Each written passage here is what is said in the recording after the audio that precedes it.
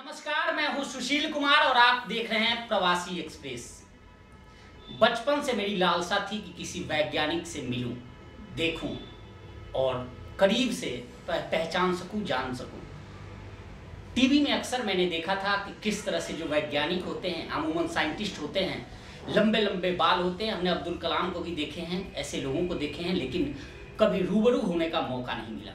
आखिर वजह क्या है कि ये लोग लंबे बाल रखते हैं, लंबी दाढ़ी रखते हैं?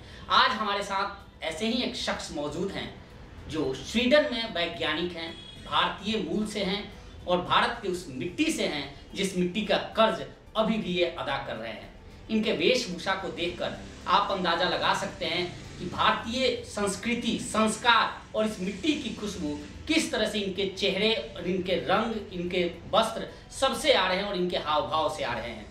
आखिर क्या वजह था कि इन्होंने स्वीडन में प्रोफेसर और वैज्ञानिक की नौकरी करते हुए, वैज्ञानिक का काम करते हुए ये अपने भारत का रुख कर रहे हैं और क्या क्या खास कर रहे हैं? तो आज इन्हीं मुद्दों पर हम चर्चा करेंगे। हमारे साथ हैं रविकांत पाठक जी, इनका स्वागत करते हैं। एक वैज्ञानिक है। सर, सबसे पहले आपका बहुत बहुत स्वागत है प्रवासी एक्सप्रेस में। धन्यवाद। सबसे पहले तो सर आपकी इजाजत हो तो मैं आपको टच करके देख लूं, क्योंकि मैं पहली बार मिला हूं और विश्वास नहीं हो रहा है कि वास्तव में मेरे साथ आप बैठे हुए हैं। तो सर, सबसे पहले तो आपसे जानेंगे कि आप अपना परिचय खुद अपने उससे दें तो बेहतर रहेगा। सर, मेरा नाम डॉक्टर रविकांत पाठक है। मैं air pollution and climate change और एटमॉस्फेरिक साइंसेस का प्रोफेसर हूँ, साइंटिस्ट हूँ, यूनिवर्सिटी ऑफ गॉथेनबर्ग स्वीडन में।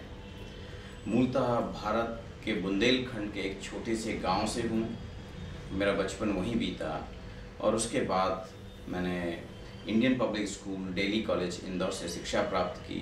इसके बाद आईआईटी बॉम्बे से शिक्षा प्राप्त की। Hong Kong university of science and technology से पीएचडी की। तदुपरांत कार्नेगी मेलन यूनिवर्सिटी यूएसए से पोस्ट डॉक किया, एज ए साइंटिस्ट काम किया।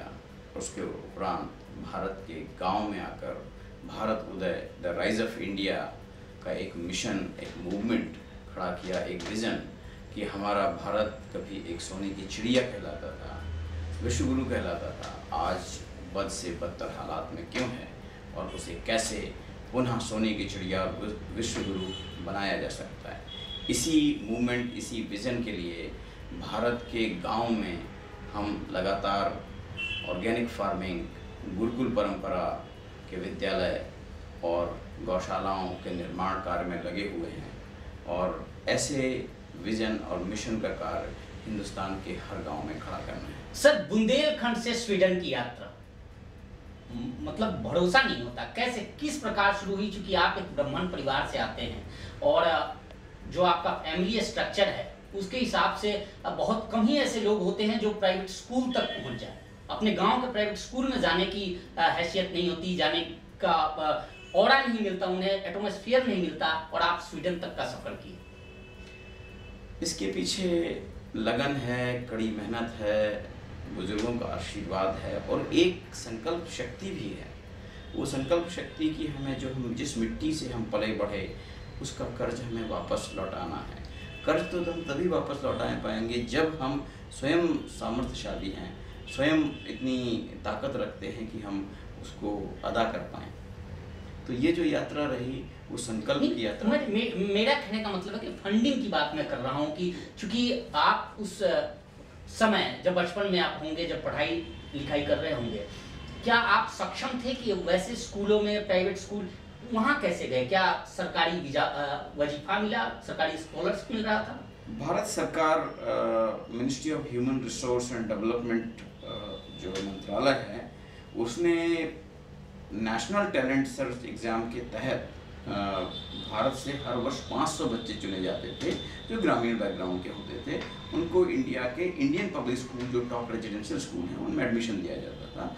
उसमें उसकी परीक्षा एकदम यूपीएससी की तरह होती है। प्रिलिमिनरी होते थे, मेंस होते थे, इंटरव्यू होते थे।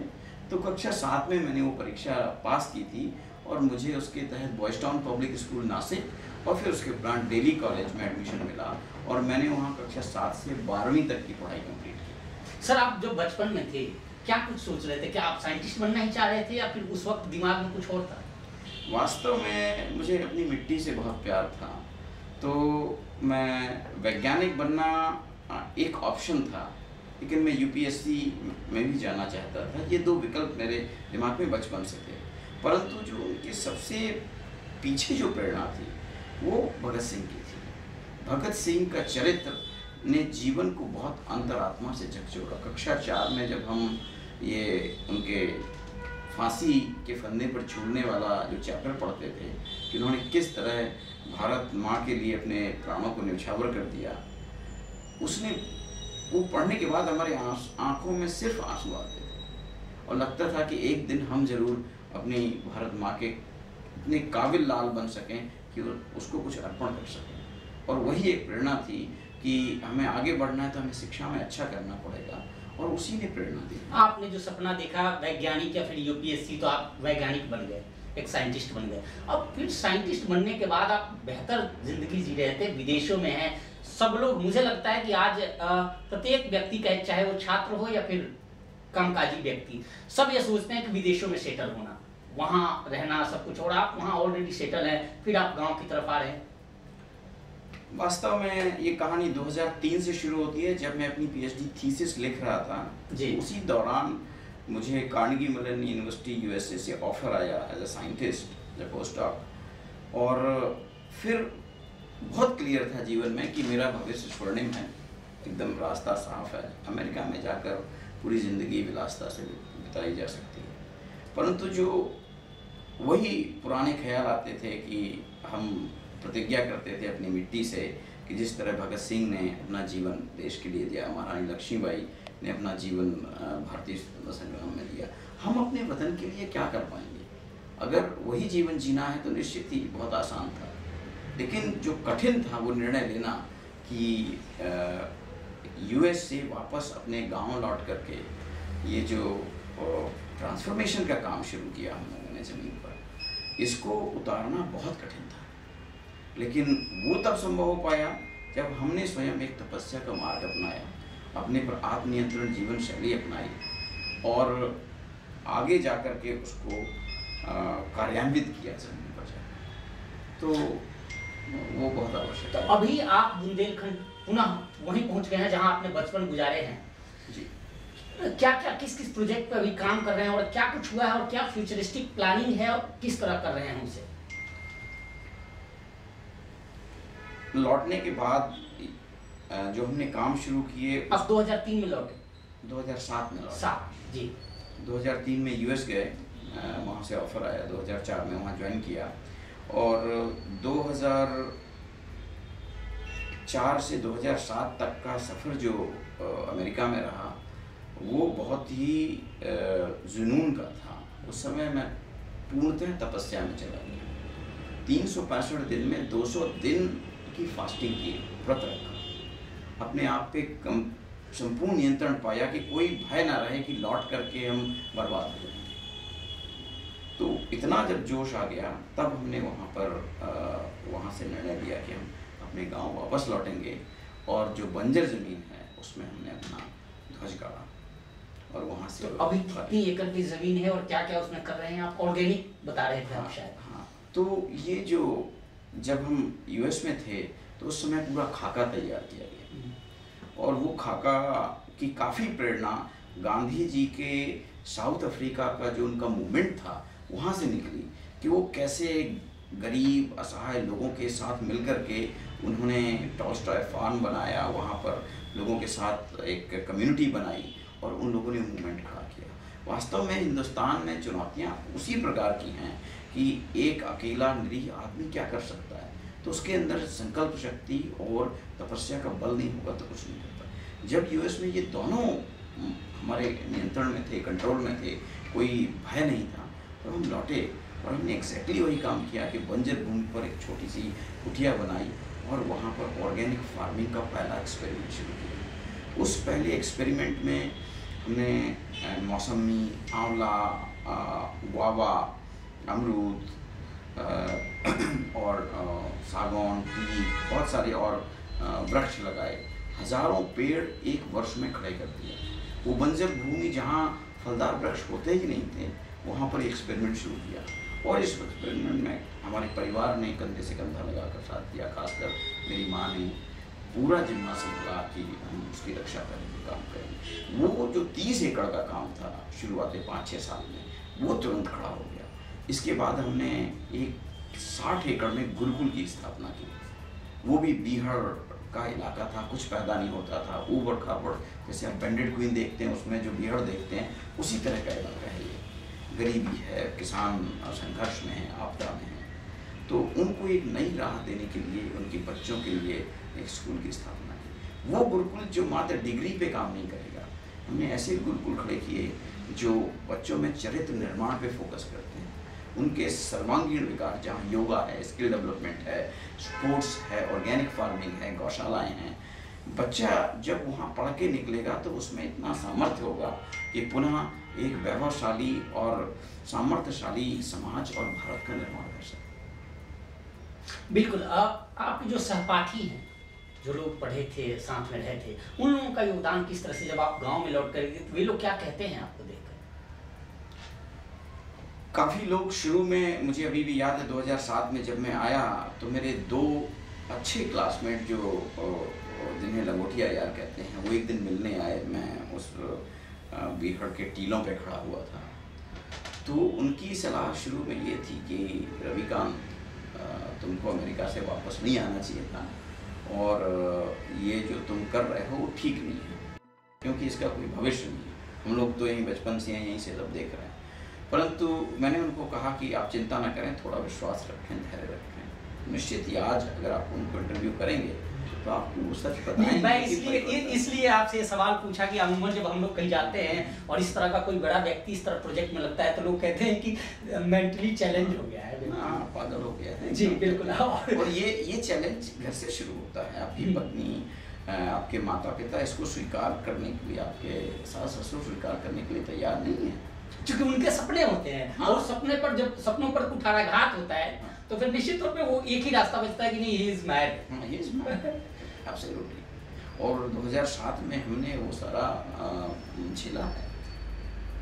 सारे लोगों का व्यंग भी तो झेला है। वो ये जो यात्रा है माँ भारती के चरणों की, वो इतनी आसान नहीं है।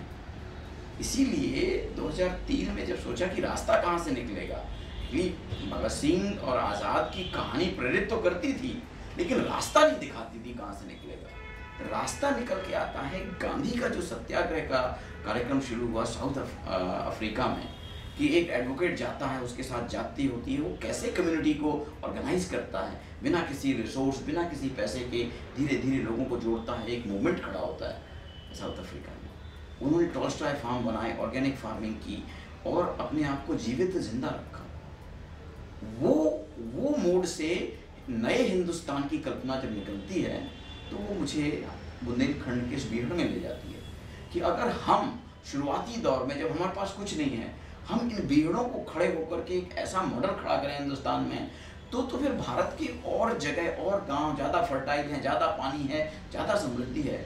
और अगर सरकार को ये समझ में आता है कि ये मॉडल है जो कारगर हो सकता है, तो हिंदुस्तान तो वर्षों में देखते देखते सस्टेनेबल इंडिया खड़ा हो जाएगा। 14 साल हो गए आपको इस कार्य में करते हुए, 2007 से 2021 है।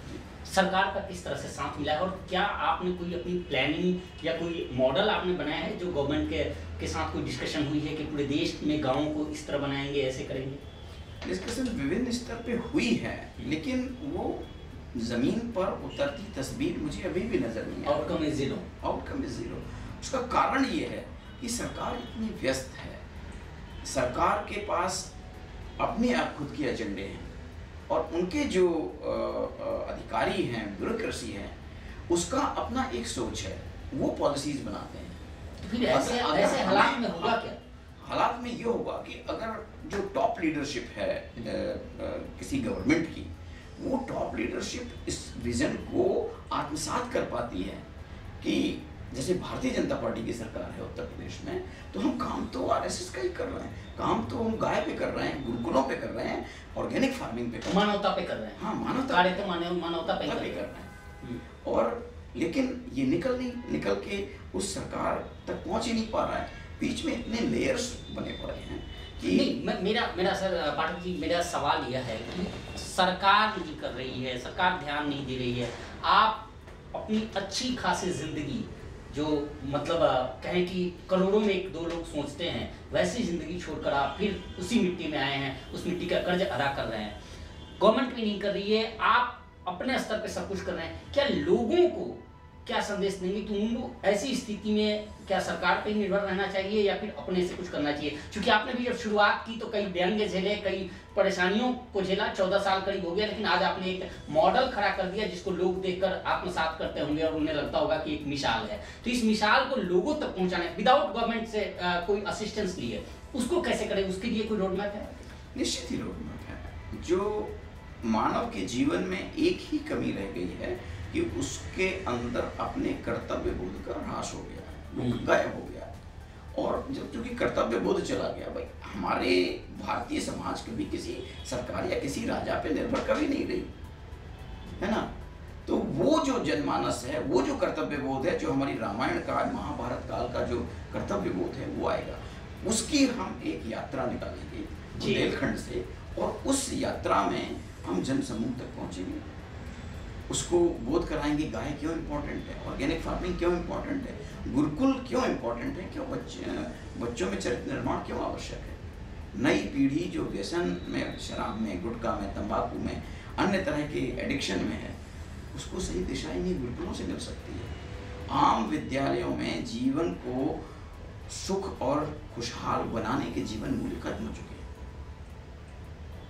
ये जो हमारा मॉडल है वो सिर्फ कोई एक वाटर टाइट कंपार्टमेंट में विकास का मॉडल नहीं है, ये समग्र मानव निर्माण, राष्ट्र निर्माण, समाज निर्माण का मॉडल है।